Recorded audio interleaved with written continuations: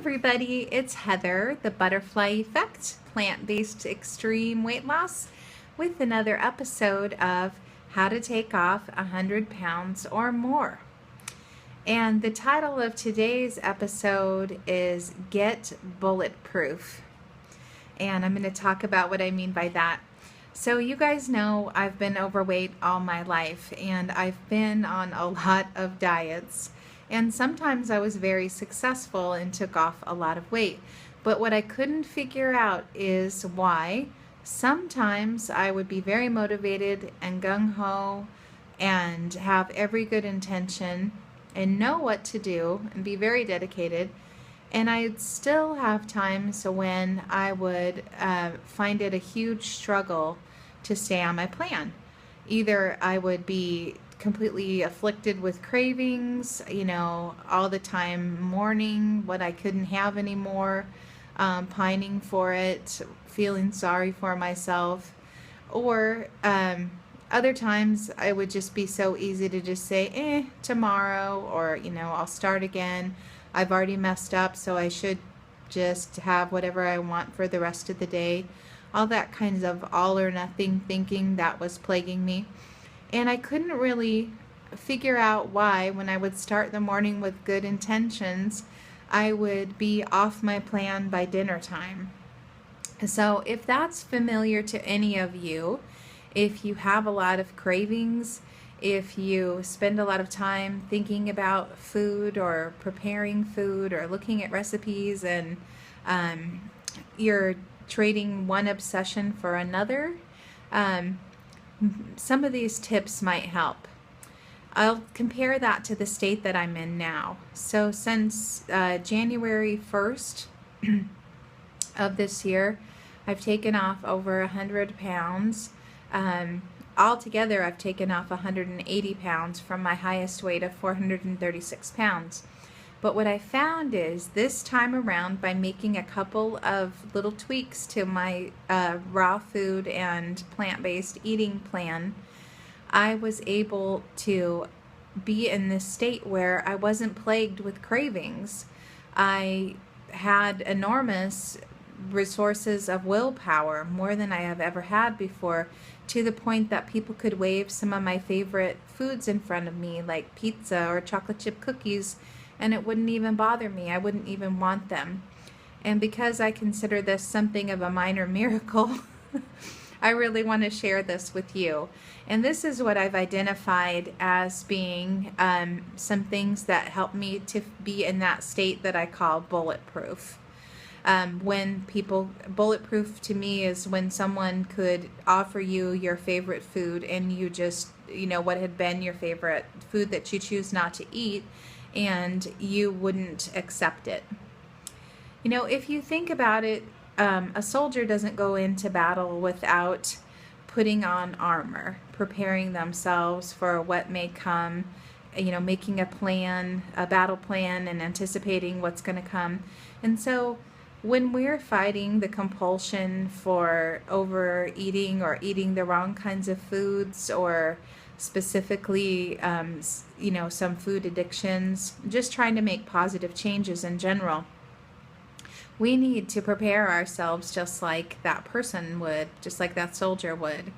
And so that's, I did a whole video on being prepared, but that's one of the things that I do. So that's probably number one, is shop for your food, have your food ready to go all the time. So spend that time in the morning, invest that time at night to go shopping, and spend that time in the morning to prep that food and have it ready to go.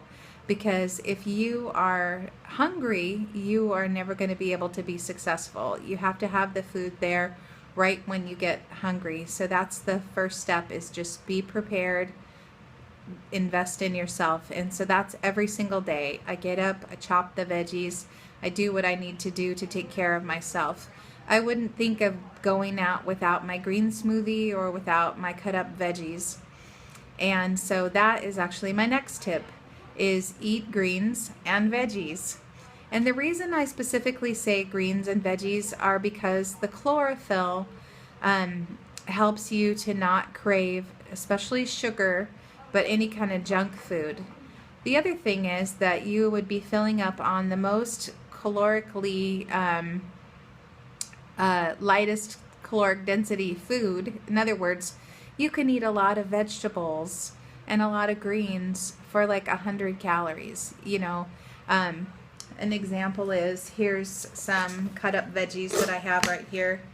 This whole thing is only like a little over 100 calories for a very large amount of food. And I put it in some dip to give myself some, protein. You could put it in a hummus dip, or you could put it with some kind of a raw dressing or dip, and it's delicious and it fills you up.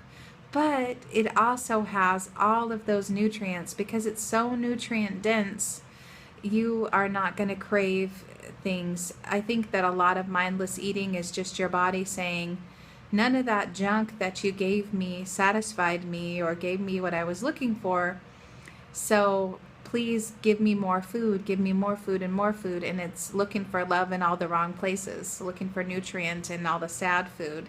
When really, if you just ate your veggies and ate your drank your greens, eat your greens. I don't care how you get your greens, but getting those will really help you with food cravings.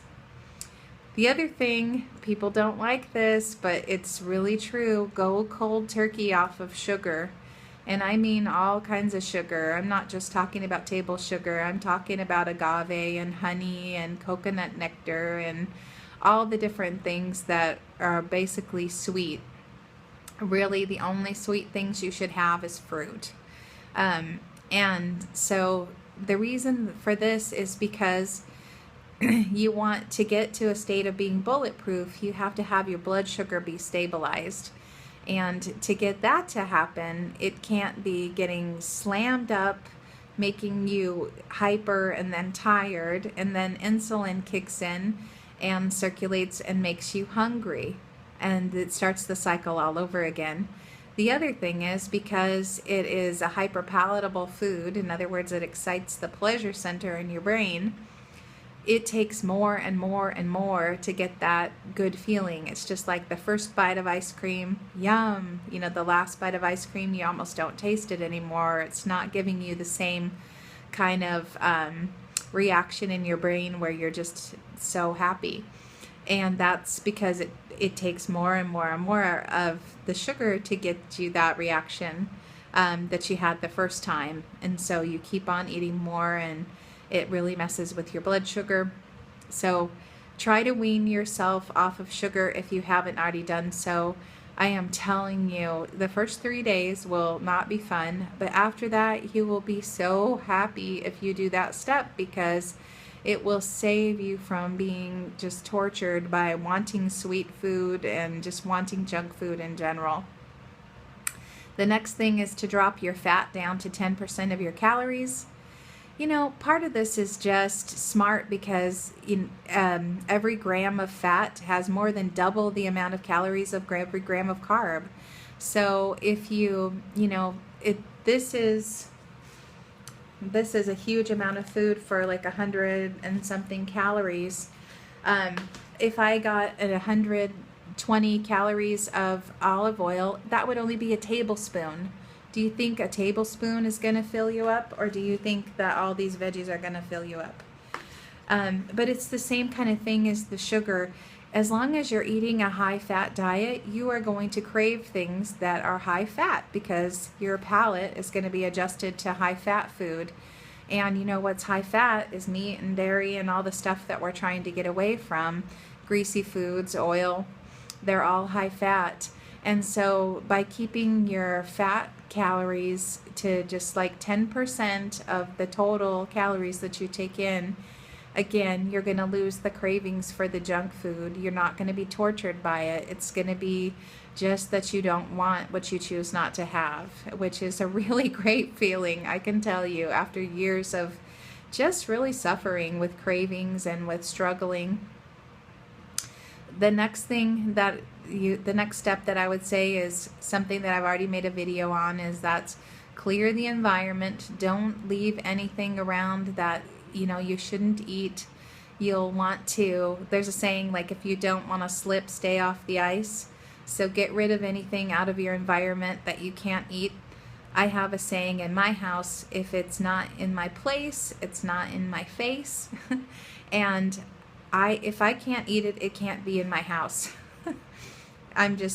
That's the way it is, because it's not respectful to me. It's just like if I was an alcoholic, I wouldn't let you keep alcohol at my house. Well, I have a problem with certain kinds of food, so I don't want it in my house. And I think that is a way to respect myself, to say that I am worth having that rule and asking people to give me that consideration.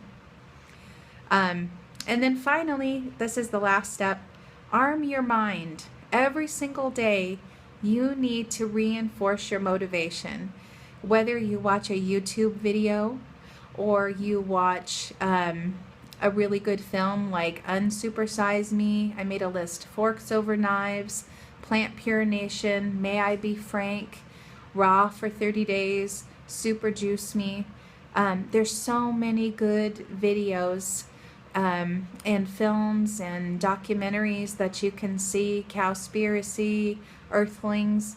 I mean, all of these things will reinforce your motivation.